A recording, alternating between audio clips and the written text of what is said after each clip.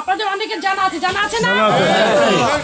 তা ওনারা যখন ক্ষমতায় না থেকে যদি এত কিছু করতে পারে, মসজিদ মন্দির মাদ্রাসা স্কুল কলেজ যদি করতে পারে, তাহলে ক্ষমতায় আসলে কি করতে সেটা আপনারা এত করে ধারণা করে ফেলেছেন।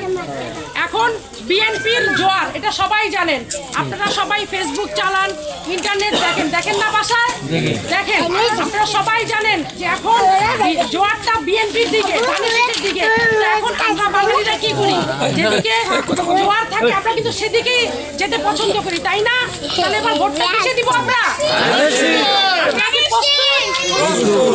রেডি আমরা যাবেন আপনাদের ভোটে যদি ক্ষমতায় আসি আমরা ভালো স্কুল করবো। কারণ এই যে আপনাদের ছোট ছোট বাচ্চারা, এদের এখন ভবিষ্যৎ, এদের যদি ভালো স্কুল করতে পারি, এরা একটা ভালো স্কুলে যাবে।